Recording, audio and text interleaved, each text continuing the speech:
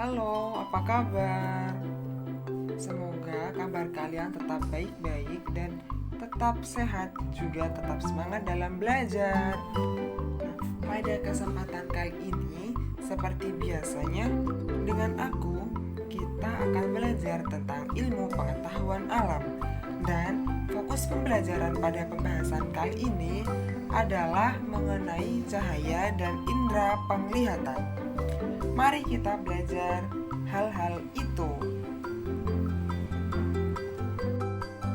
Nah, pertama kita tuh harus tahu apa itu definisi cahaya.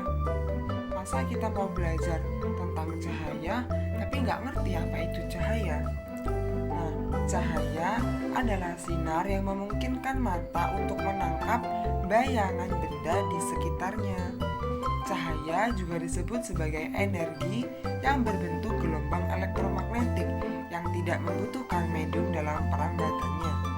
Nah, kenapa cahaya disebut sebagai gelombang elektromagnetik? Cahaya disebut sebagai gelombang elektromagnetik karena cahaya merupakan kombinasi dari medan listrik dan juga medan magnet yang kemudian berosilasi dan merambat melewati ruang dan membawa energi dari satu tempat ke tempat yang lainnya. Dan juga cahaya tidak memerlukan medium untuk merambat. Sebagai sebuah energi dan gelombang elektromagnetik, cahaya memiliki beberapa sifat-sifat dasar, di mana sifat-sifat dasar yang ada pada cahaya adalah sifat khusus yang hanya dimiliki oleh cahaya tersebut. Nah, mari kita bahas satu persatu sifat dari cahaya ini. Yang pertama, sifat cahaya yaitu merambat lurus. Sifat cahaya yang dapat merambat lurus memberikan keuntungan pada manusia sehingga manusia memanfaatkan sifat cahaya dalam kehidupan sehari-hari. Contohnya adalah lampu senter dan lampu sorot kendaraan yang bermotor. Sifat cahaya yang dapat merambat lurus bisa dibuktikan melalui gambar yang ada di sini. Gambar ini merupakan sebuah percobaan untuk membuktikan apakah benar bahwa cahaya dapat merambat lurus. Percobaan tersebut menggunakan 3 karton yang tebal dan masing-masing karton tebal tersebut dilubangi di bagian tengahnya.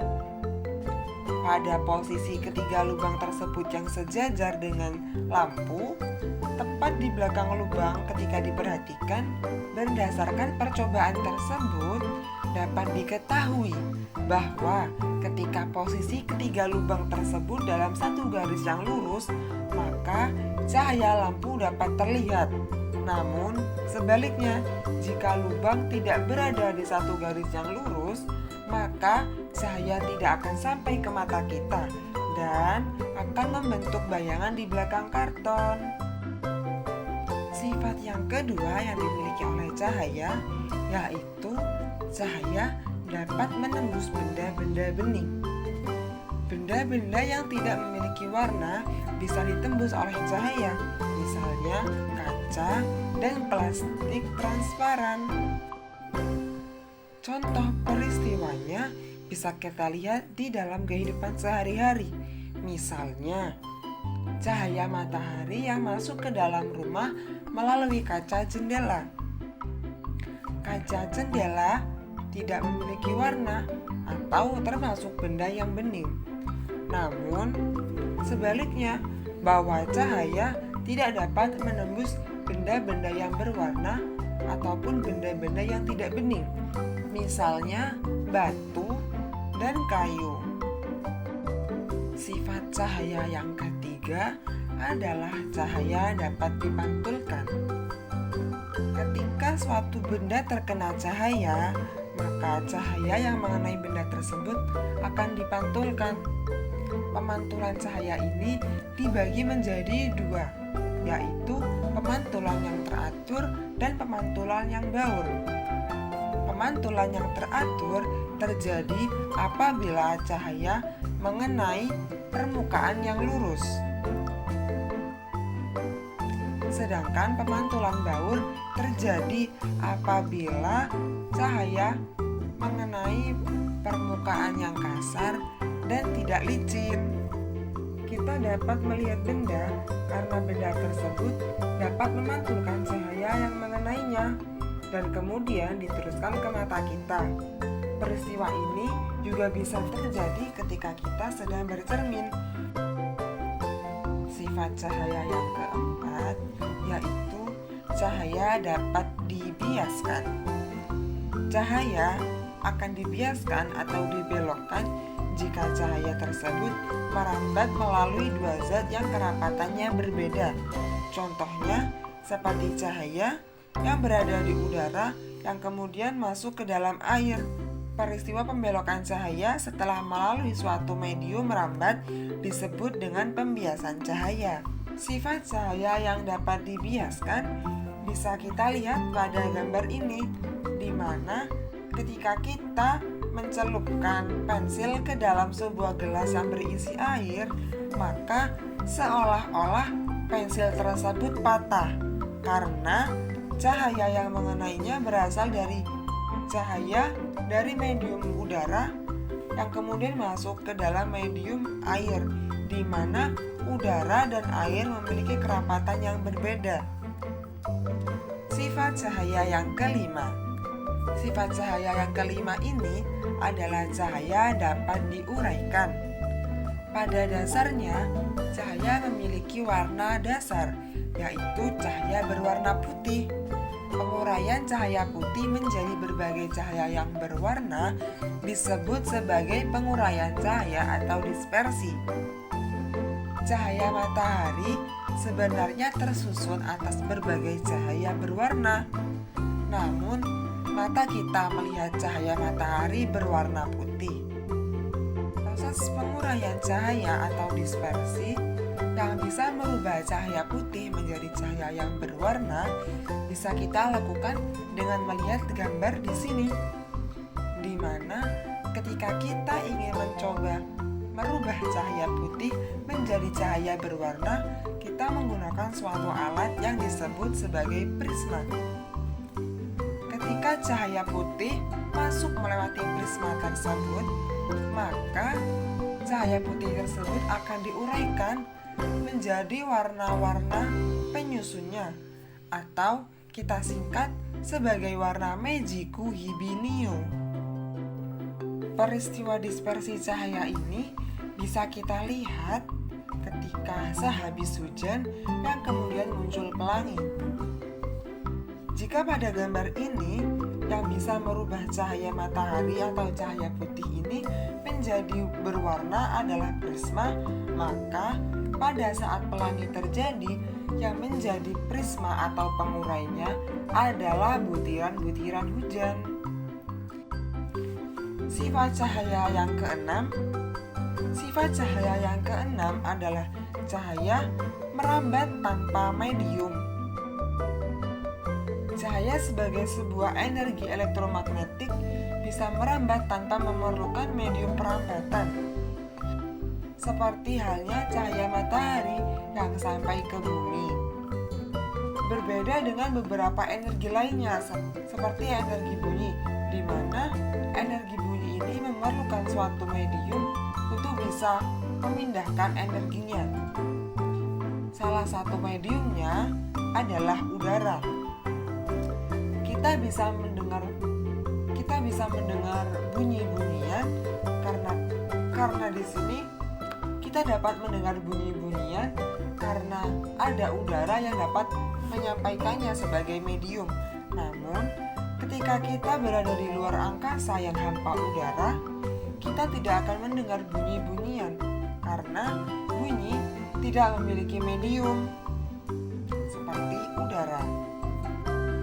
Nah, kita akan membahas tentang cakram warna. Cakram warna adalah alat sederhana yang berbentuk lingkaran yang memiliki 7 segmen warna spektrum seperti susunan warna pada pelangi, yaitu merah, jingga, kuning, hijau, biru, nila, dan ungu. Cakram dengan susunan warna ini merupakan hasil penemuan dari seorang ilmuwan yaitu Isaac Newton, di mana saat itu Isaac Newton ingin membuktikan bahwa cahaya putih merupakan fungsi kombinasi hasil dari 7 warna tersebut. Fungsi penelitian Newton yang dilakukan membuktikan bahwa cahaya berwarna putih terdiri dari semua macam warna yang ada pada spektrum ini. Apa hubungan antara sifat-sifat cahaya tersebut dan penglihatan kita? Kita semua tahu bahwa kita melihat menggunakan mata, dan mata adalah indera penglihatan yang utama. Suatu benda dapat terlihat saat cahaya yang mengenai benda tersebut kemudian dipantulkan ke mata kita. Benda-benda yang berwarna terang atau mengkilat akan memantulkan cahaya yang lebih banyak. Cahaya masuk melalui mata bagian pupil. Lensa mata memfokuskan cahaya sehingga bayangan bisa jatuh tepat pada bintik kuning.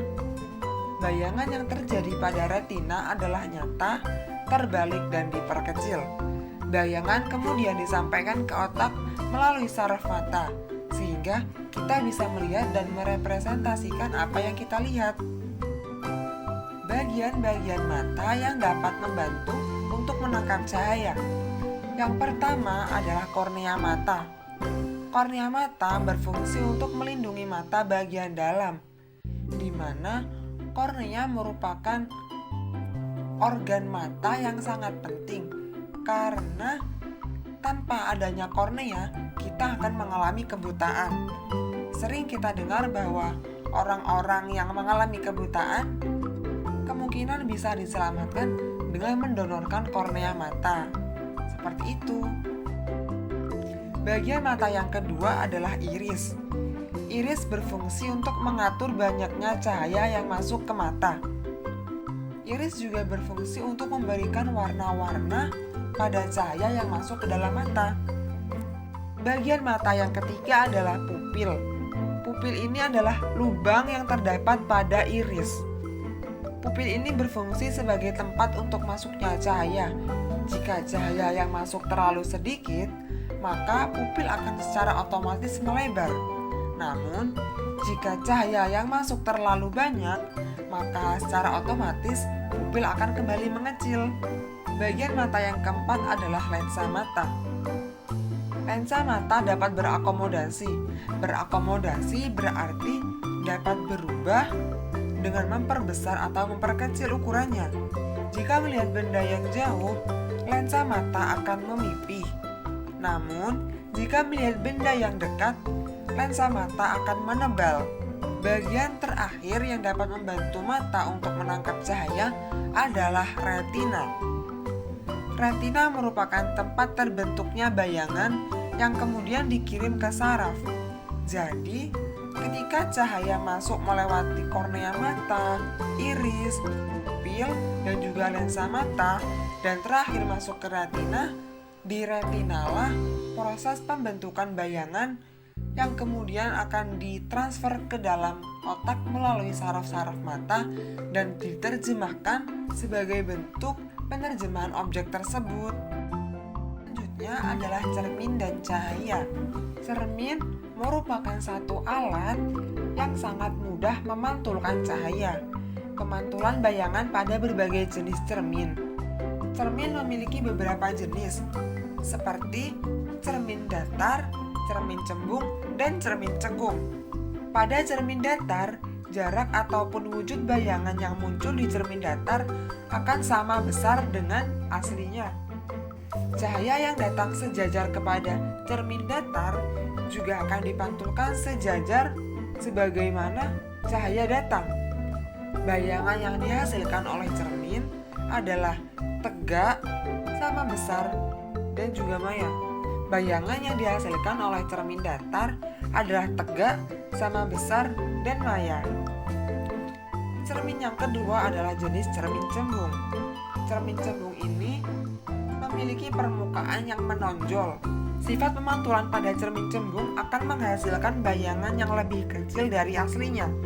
Contohnya, bayangan kita pada kaca spion lebih kecil dari aslinya. Karena cermin spion adalah cermin cembung, bayangan yang akan dihasilkan oleh cermin cembung adalah tegak, lebih kecil, dan maya. Cermin yang ketiga adalah cermin cekung. Bentuk cermin cekung ini adalah cermin yang lebih menjorok ke dalam. Untuk membentuk suatu bayangan yang nyata, benda harus terletak jauh dari cermin cekung. Bayangan yang akan dibentuk oleh cermin cekung adalah maya, lebih besar dan tegak. Nah, itu semua adalah materi kita pada pertemuan kali ini, yaitu materi yang membahas tentang cahaya dan indera penglihatan. Terima kasih sudah menonton video ini. Tetap semangat dalam belajar dan tetap jaga kesehatan.